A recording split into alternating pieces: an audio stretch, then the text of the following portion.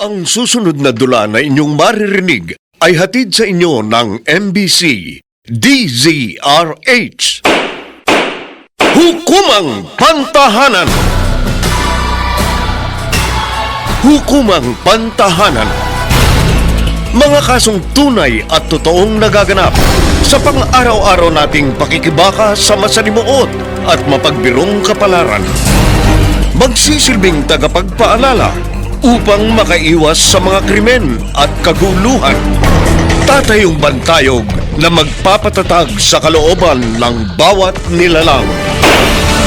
Hukumang Pantahanan!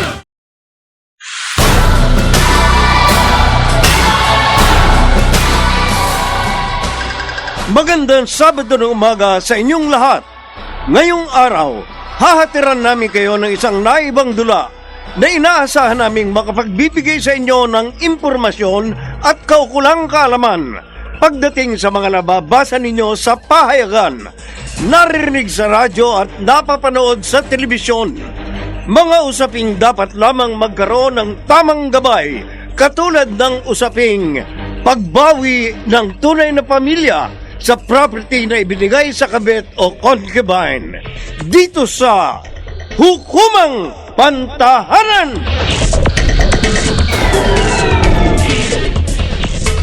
Salamat sa treat, ha, Kuya Edgar. Nabusog ako. Wala yun. Kuya, napansin ko, malungkot ka kanina pa. Bakit, may problema ba? Nag-away kami ni Nancy kanina sa bahay. Ay, ganun ba? Kaya pala hindi kayo sabay pumasok ni Ma'am Nancy. Tatapat din na kita, Sandra. Madalas kami nag-aaway ni Nancy. Minsan, nagkakasakitan na kaming dalawa. Ay, hindi sa nakikialam ako, Kuya Edgar, ha? Pero, ano ba yung pinagtatalunan ninyo? Marami. Pera, selos, ganun. Baka naman pinagseselosan ako na asawa mo, ha? Oo, ikaw nga. Ha? Ganon? O edi ipaliwanag mo sa kanya na maayos na magkaibigan lang tayo. Hindi siya nakikinig sa akin. Gusto niya siya lang ang palaging tama. Bukod sa nai-insecure sa akin dahil mas mataas ang posisyon ko sa kanya. Alam mo na, she worked hard for that promotion pero napunta sa akin ang lahat. Bakit naman siya may insecure sa'yo? Asawa ka naman niya. Dapat nga maging masaya siya sa'yo, Ewan ko ba? Pakiramdam ko, talagang hindi niya ako mahal. Ikaw, mahal mo pa rin ang asawa mo. Bakit hindi ka makasagot? Ayoko nang pag-usapan si Nancy. Ikaw, Sandra. Ha? Napapansin ko na hanggang ngayon, wala ka pa ring love life. Ay, kuya. May aaminin ako sa'yo. May mahal ako. Kaso ang problema, pag-aari na siya ng iba. Kung alam lang ng taong yun, kung gaano ako nasasaktan, sa tuwing nakikita ko siya nasasaktan din. Pero, kahit na ganun, patuloy ko pa rin siya mamahalin ng walang hinihintay na kapalit. Drama, no, kuya? Sino ba yung mahal mo? Basta. Mas mabuti pa, huwag mo nang malaman. Bakit? Ako ba yung tinutukoy mo? Nancy, okay ka lang ba? No. Oh, bakit na naman? May problema ka ba? Tell me. Napapansin ko, madalas kayo magkasama ni Sandra. Bakit ba masyado kayong close na dalawa? Hindi ba't naikwento ko na naman sa iyong dahilan na dati kaming magkaibigan nung nasa bahay ampunan pa kaming pareho? Pero kasi iba yung nakikita ko sa inyong dalawa Pati ba naman si Sandra, pagsaselosan mo? Nancy naman, lahat na lang yata ng babaeng lumalapit sa akin, pinag-iisipan mo ng masama. Talagang hindi ko maiwasang mag-isip ng masama, lalo na't may history ka ng... History ng ano? Isusumbat mo na naman sa akin yung pagkakamali ko dati? Akala ko ba nagkapatawaran na tayo? Mukha kasing bumabalik na naman yung dati mong ugali. Please, Nancy, tama na. Huwag mong pag-isipan ng masama si Sandra. Siguro nga, kaibigan lang ang tingin mo kay Sandra. Pero ang babaeng yon? Sigurado ka bang kaibigan lang ang tingin niya sa'yo? Oy, Edgar, babae din ako. Alam ko kung ang isang babae may gusto sa isang lalaki. Stop it! Okay? Okay! Titigil na ako. Pero ayoko nang makita pa kayong magkasama ng babaeng yon. Ano ba, Edgar? Bakit bigla ka nagpreno? Alam mo, punong-puno na ako sa'yo, Nancy. Kung totoong wala nga kayong relasyon ng babaeng yon, iiwasan mo na siya. Ilang beses ko bang dapat sabihin sa'yo na wala kaming relasyon? Wala! Siguraduhin mo lang Kasi kung hindi, tinitiyak ko sa'yo, magkakagulo tayong dalawa. Tandaan mo yan!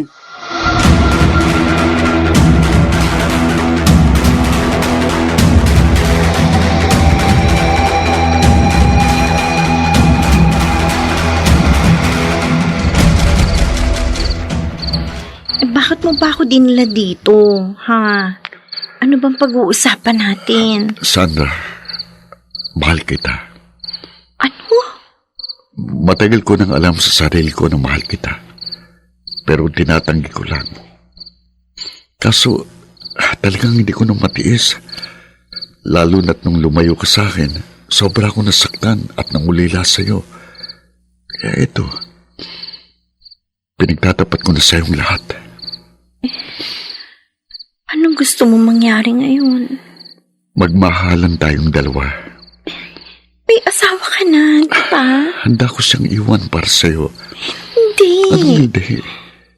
Hindi ba't yun naman ang gusto mo? Sandra? Sandra?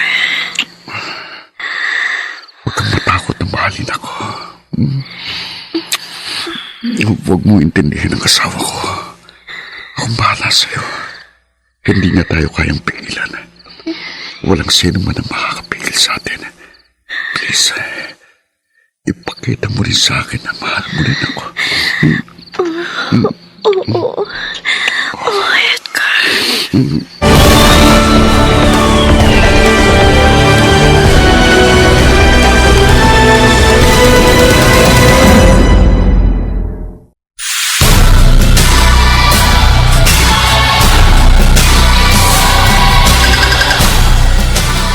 Balikan natin ang dulang Hukumang Pantahanan!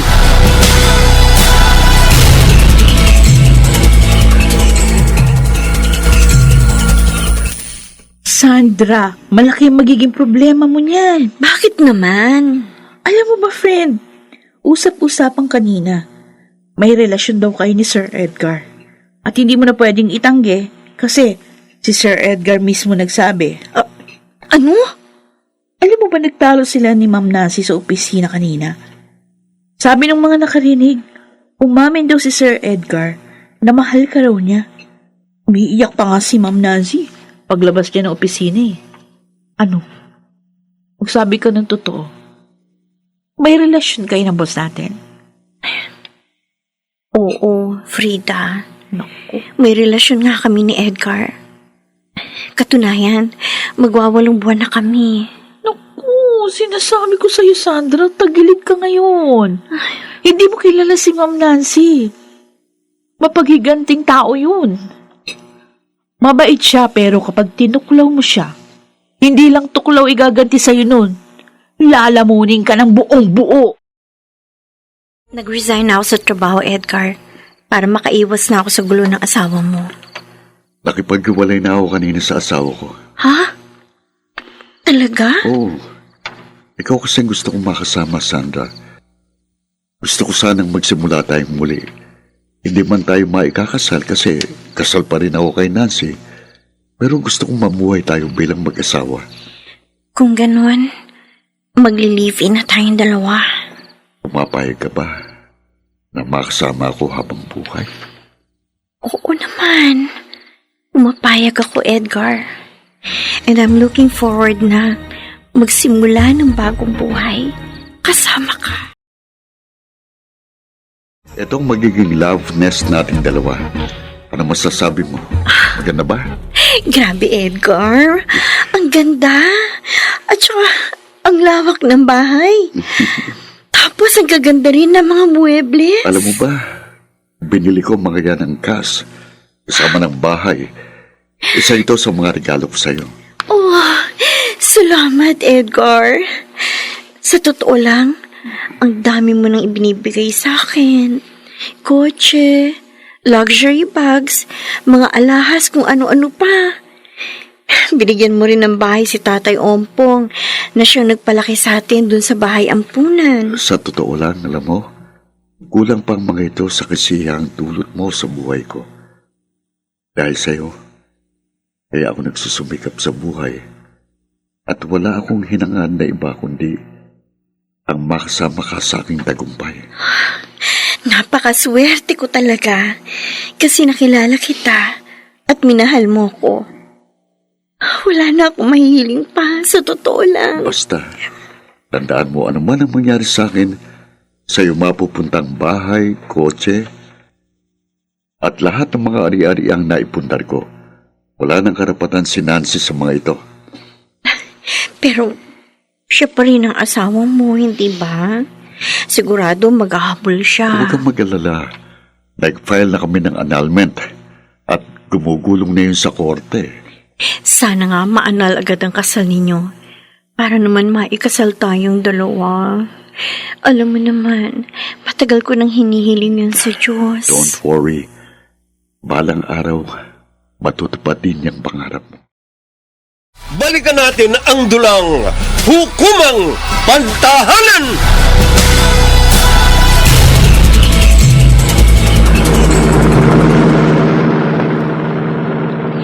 Edgar, may maganda akong balita sa'yo. Buntis ako. Ha? Talaga, Sandra? Oo, kakagamit ko nga lang ng pregnancy test kit at nag-positive ako. O siya, sige na, ipababa ko na to. Baka mahuli ka pa ng kotongero traffic enforcers kasi may kausap ko sa phone habang nagmamaneho. Huwag kang mag-alala. Naka-Bluetooth ako. Sige na, mahal ko. Pag uwi mo, mag-celebrate tayo. Okay. I love you, Edgar. I love you too. Bye. Bye. Ay, Sandra. Talagang ang swerte-swerte ko sa'yo. Ako na sigurong pinakamasayang lalaki sa mundo. Oh, baka si Sandra tumata... Ako, si Nancy tumatawag. Nasagot... Ano ito? Sko! Nawala ng preno ko, Sko! Mapapangga ako!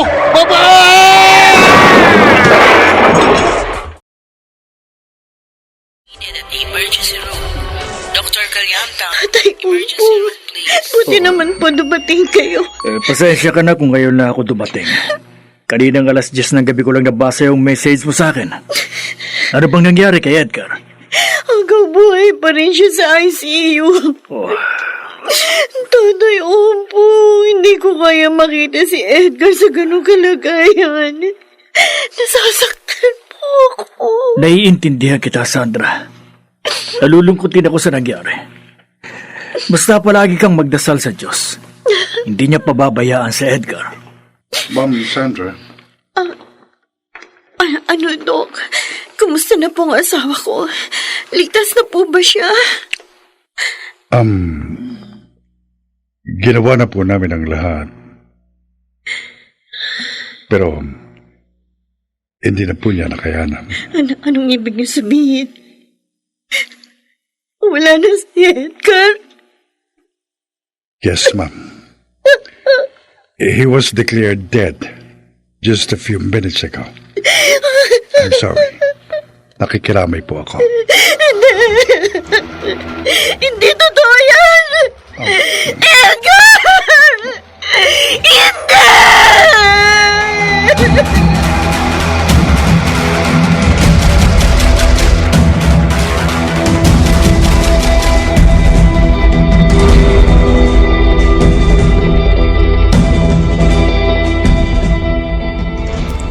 Sayang, Tatay Ompong. Hindi ko mapuntahan si Edgar sa burol niya dahil nandun si Nancy. Siya ang nag-aasikaso ng lahat. Ipagdasal mo na lang si Edgar. At dalawin mo na lang siya kapag nailibing na.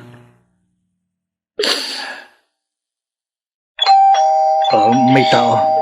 Ako na magbubukas. Nasaan si Sandra? Sandra, may bisita ka.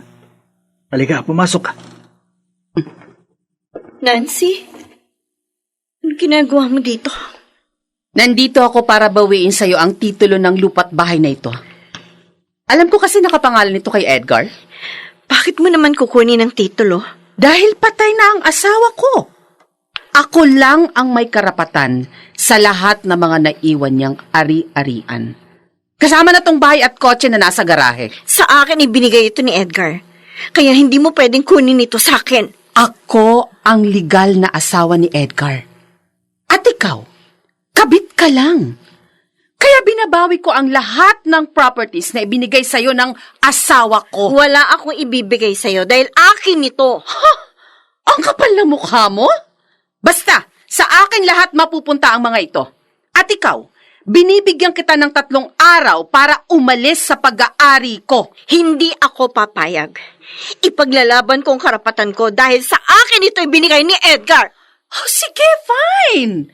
Ipaglaban mo. Dalhin natin to sa husgado.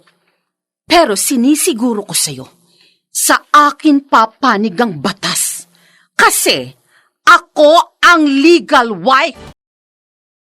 Mga kaibigan, narito si Attorney Rina Seco upang magbigay ng karagdagang kaalaman tungkol sa usaping pagbawi ng tunay na pamilya sa property na ibinigay sa kabet o concubine. May sapat pong basihan sa batas ang pagbawi ni Nancy sa mga ari-ariang napundar ni Edgar habang nagsasama sila ni Sandra.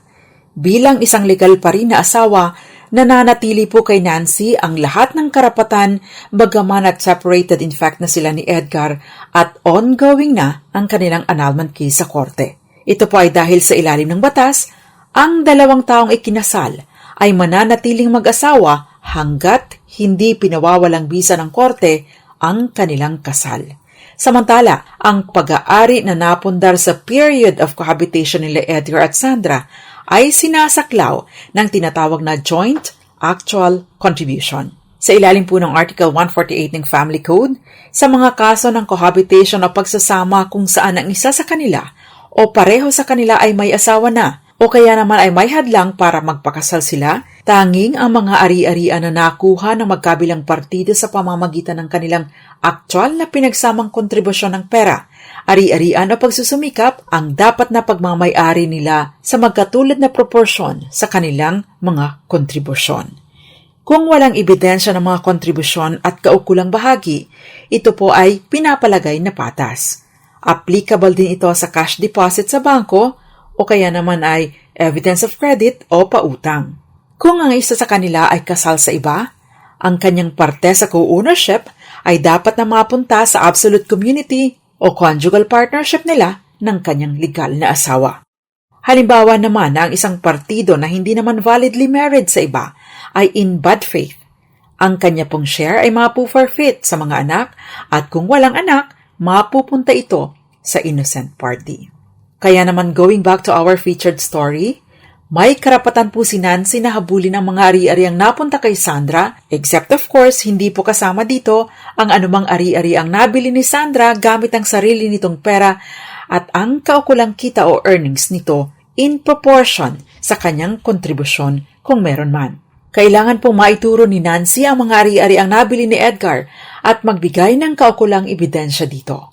On the part of Sandra, kailangan niyang mapatunayan ang kanyang naging ambag, lalo pa nga't higit na malaki ang kinikita ni Edgar maliban pa sa kanyang paghinto sa trabaho nang magsimula na silang magsama ni Edgar.